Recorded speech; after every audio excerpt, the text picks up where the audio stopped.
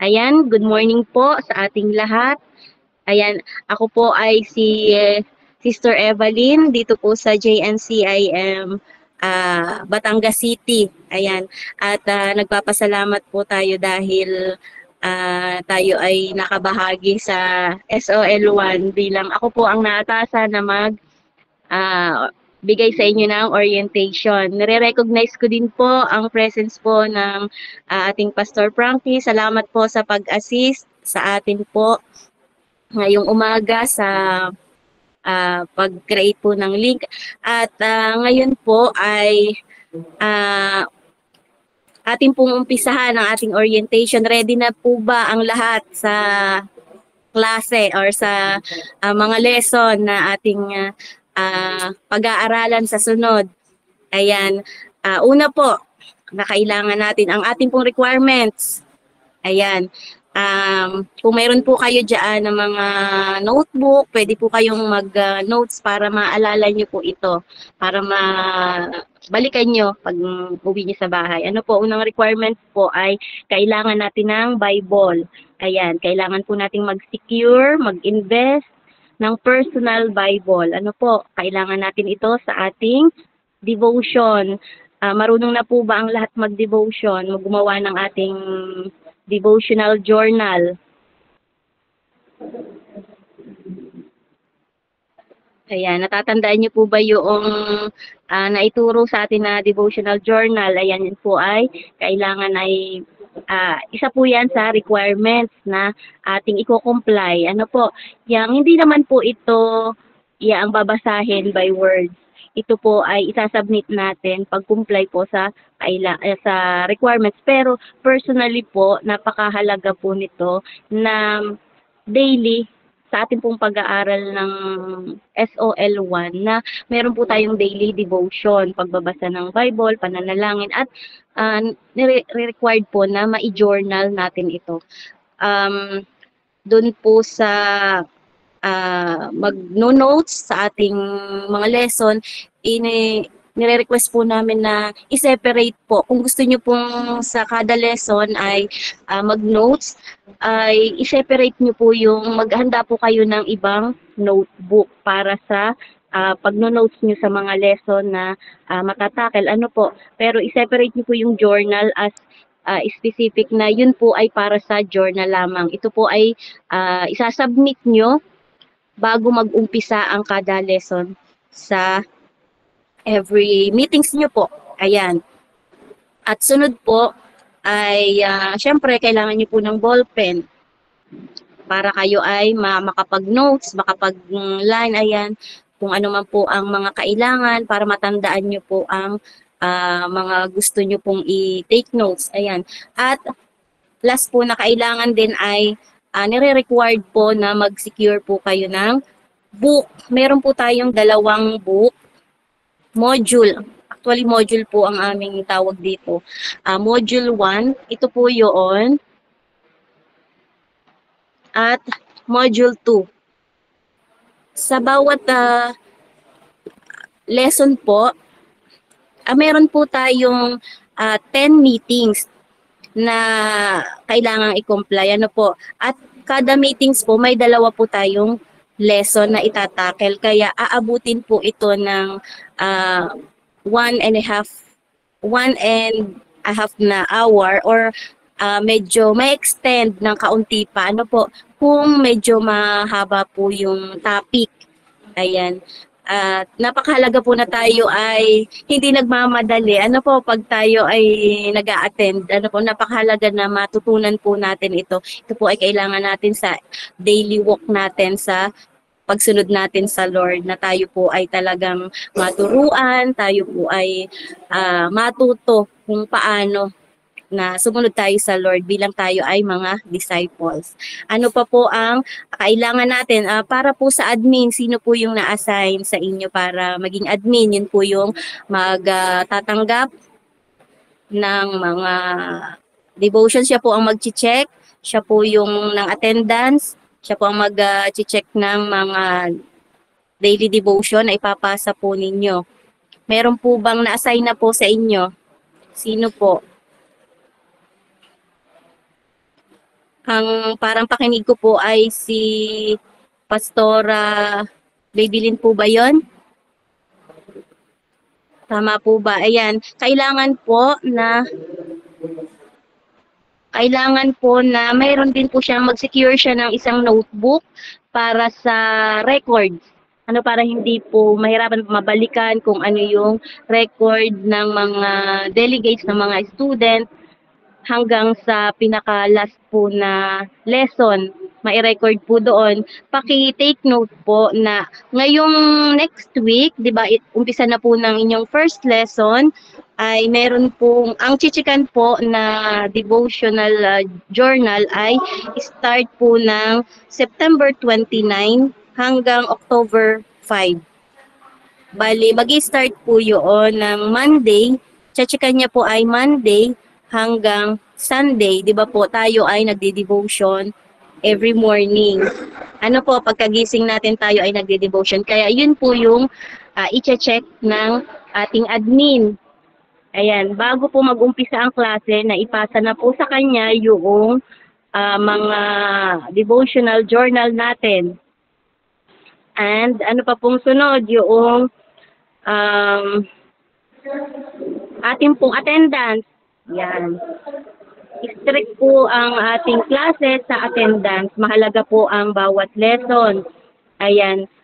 Kung hindi man po maiwasan, ay meron po tayong inaalaw na 3 absences. Pag po naka-4, considered po ito na dropout na ano po, na tayo po ay nag-commit, kailangan na maka-attend po tayo sa lahat ng lesson. At kung may requirements din po kung tayo ay absent. Ayan, bago po tayo mag-absent, meron po tayo ngayong GC. Ano po, may bago po tayong GC ngayon. Dito po natin advance na ipapaalam sa atin pong admin at sa ating guro na tayo po ay hindi makakadalo kung talagang hindi maiwasan na mag-absent. Ano po, kailangan po advance na mai-send po dito, makapag-message po dito sa inyong group na kayo ay mag-absent. Pangalawa pong dapat din tandaan ay bago ang sunod na lesson, within the week na hindi kayo naka-attend po ng halimbawa naka-absent kayo ng isa, bago sumunod yung isang lesson pa sa sunod na week, within the week kayo po ay kailangang makapagpa-makeup. Kanino po?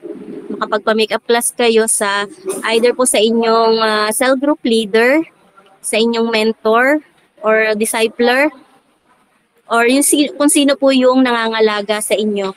Maaari po kayong makeup class sa kanya yung lesson na hindi nyo na attenan. Ano po?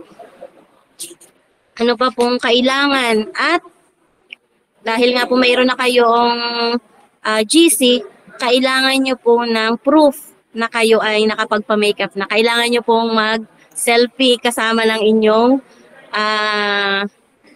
leader or discipler na nag-makeup sa inyo. Kung online kayo, screenshot nyo po na kayo ay nag-online at isesend nyo po iyon dito sa inyong group chat. Ayan. Ayun po ang kailangan sa kung may mga absences. Ayan. At another reminder din po, sa kada lesson po, kailangan po ay tayo ay merong advanced reading. Meron po tayong advanced na pag-i-study doon sa next lesson natin para po tayo ay makaparticipate, para po tayo ay maka-involve sa kung ano man po, kung tayo po ay kailangang tumawag po ng names or ang depende po sa ating magtuturo kung ano po yung kanyang paraan ng pag-discuss, ano po, at i-ready po natin ang ating sarili, ano po, sa na tayo ay maging involved. Ano po, maaari po na tumawag po ang ating guro ng halimbawa po ay opening or closing prayer, mag-assign po. dapat po ay tayo ay nakahanda. Ano po, na mag-involve sa ating discussion din. Ano yan, kapag po may tinatanong ating guro, na maganda po na tayo ay nag-i-involve at ano po tayo, isa doon sa discussion na mayroon tayo. At isa po pang requirement ay yung mapamiliarize po natin yung one verse evangelism habang ongoing po ang ating SOL1 hanggat hindi po ito natatapos. Ito po ay preparation din natin sa mga activities na maaari pong mag-arise sa susunod po na mga gatherings po natin at sa mga isasuggest pa po na mga kasi sa bawat School of Leaders, minsan po kapag face-to-face, nung pong time namin, kami po ay mayroong mga activities ginagawa outside the classroom. At minsan po ito ay mga evangelism sa community. Ayan, napakahalaga po na tayo ay ma-familiarize po sa one verse. Baka po ito ay next week namin pong ipe-present sa inyo para mayroon po kayong basihan ng ating one verse. Ano po, loobin po ng Lord na kami ay makapag-present po ng face-to-face po sa inyo pong lugar. Ayan, sa inyong church po. Ayan. At so far, yun lang po. Mag-aalaw po ako ng question. Pwede po kayong magtanong. So far, yun lang po ang aking i-share ngayon sa orientation kasi yung ibang mga kailangan po ay ang teacher po ang along the discussion, siya po yung magbibigay sa inyo ng instruction kung ano man po ang kanyang gustong gawin sa certain na lesson. Kung meron po siyang additional na activity, siya po yung mangunguna at siya po ang sasabi sa inyo sa kaorasan po nung klase na po iyon. Sige po, yung open po sa question. Kung may mga clarification po, pwede po kayong magtanong.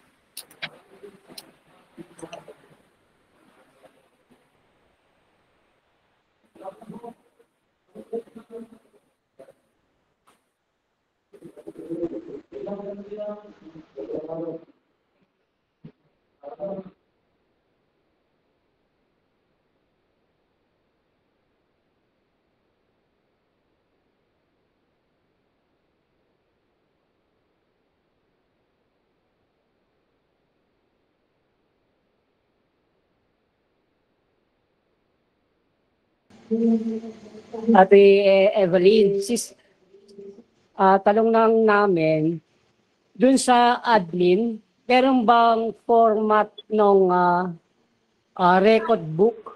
Meron na siyang pre-type na record book o notebook? Hindi ko po, meron kasi pong form na binigay sa amin pero hindi po ako sure kung yun ay kasama doon ang sa mga devotion na record. Kaya i-required po muna namin kayo na secure ng notebook para sa mga records nyo at mag-a-ask po ako sa amin pong coordinator na kayo ay bigyan din ng form. Yun po ay form para sa inyong student, yung kanyang mag-invite. Hindi ko lang po na tingnan doon ng maigi kung may kasama ang devotion. Parang wala po ata. Pero kami po ay, sasabihin ko po na mag-send din sa inyo, magbigay din po ng form. Yun po ay para sa bawat isa na kapag siya ay mayroong bagong invite, meron siyang mga dinidisciple, yun po ang form na mayroon pa po tayo available ngayon. Pero yun pong sinasabi nyo na form na para po talaga doon sa attendance at sa devotional journal ay wala pa po akong nakikita na format or form para doon. Kaya po ni-required ko po kayo na secure po ng notebook para meron po kayong record para sa huli po pag chinek po ng ating teacher ay doon po siya kukuha ng mga, yun po ang magiging base niya po sa mga gradings. Hindi po natin alam kung paano. Kasi depende po yan sa guro kung ano yung kanyang gagawin po. After ng pagtatapos po ng class, meron po tayong mga recognition at nandun po na makakatanggap po ang lahat ah, ng award kung meron pong gustong ibigay po ang ating teacher. Ayan. Yun po. Additional clarification po. So, bago mag-start ang lesson, kinakailangan ma-check nung admin yung yung bali journal niya, devotional journal niya from Monday to Sunday po na yon. Correct po ba? Opo. Opo. Kaya kung ang admin niyo po ay kasama din sa student, kaya kailangan po na mas early niya machikan para makaasama siya sa discussion. Ano po? Kasi isasauli po yan after ng class para makagawa sa susunod na week. Mayroon sila uling maiipasa na journal notebook, di po ba? Maiuwi nila yung kanilang journal notebook after ng class. Okay po, noted po. Okay po.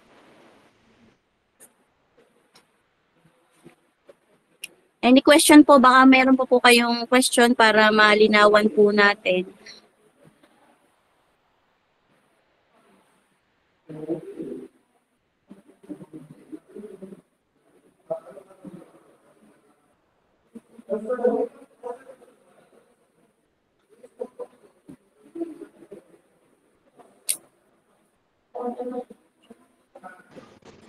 Sis Evelyn, eto meron na po kami nga book eh. Ito po Opo. yun. 1 and 2 po. Opo, 1 and 2. Tama po, tama po. Bali, ito po ba, pwedeng maging personal o one-time use para sa kumukuha ng SOL1? Advice po namin sa ganyan ay mag-secure sila ng personal, yung bumili sila ng kanila dahil magagamit po niyan, pwede po yung balik-balikan, pwedeng aralin, pwede pong magamit din natin sa susunod. Hindi po natin alam ang bukas, baka mamaya ay sila po ay isa sa mga magiging guro diyan sa inyo. Kaya napakahalaga po na mag-secure ng book na sarili para may personal po na copy. Pwede niyang balik-balikan, pwede niyang ulit aralin. Ayun po.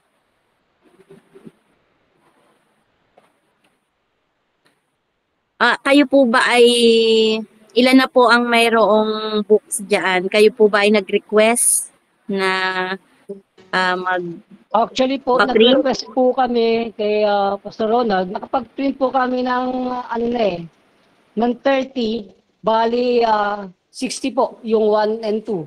30 na 1, 30 na 2. Kaya almost yung books po ay 60 pieces po. Nakapag-preprint na po kami.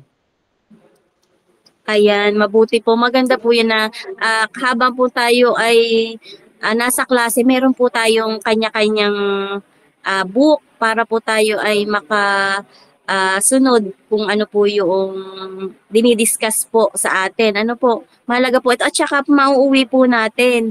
Kung hiram lang po or share lang po tayo sa iba, pag uwi sa bahay, hindi natin siya maaaral. Ano po, kaya mahalaga po na mag-secure po mag-invest na po tayo. Ito po ay worth na magkameron tayo dahil ito po ay makakatulong po ito sa atin. Kahit po araw-araw natin itong balikan, ito po ay malaking may itulong sa ating spiritual life na lalo po tayong ma-enlighten, lalo po tayong mabuksan yung ating kaisipan or ating pangunawa sa salita ng Panginoon.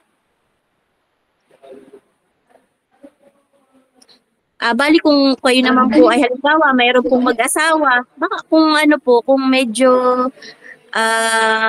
tight sa budget, pwede po naman sila ay mag-share. Kung kanya sila naman ay magkasama sa bahay or kung merong mag-ina, ayan, pwede naman po iyon.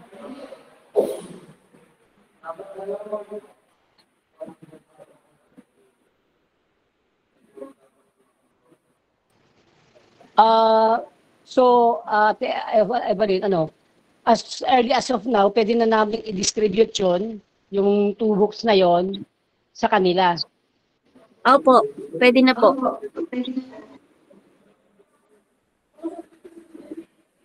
Ayan, tamang-tama po para next week kapag nag-start po ang lesson at may idea na po tayo sa i-discuss sa atin, pwede po tayong maki-involve or tayo po ay makapa-participate sa ating discussion. Ayan.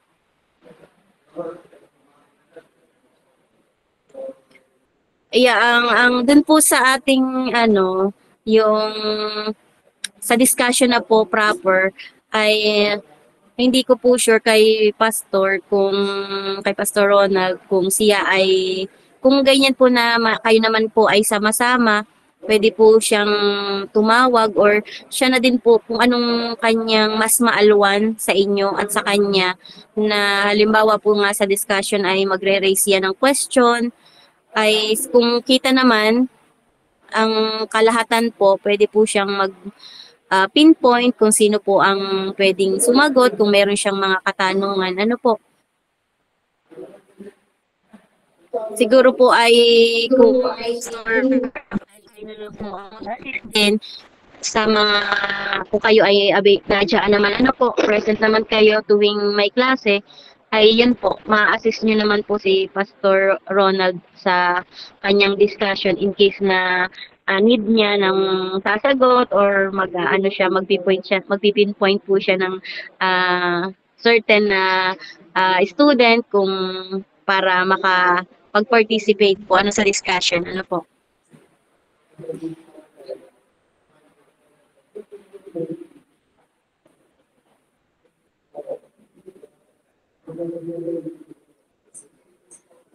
Ayan, wala na po bang further question? Kung kayo po ay may mga maalala or may biglang naisip na hindi nyo alam kung paano yun, pwede po kayong mag-raise ng question dito po sa GC para po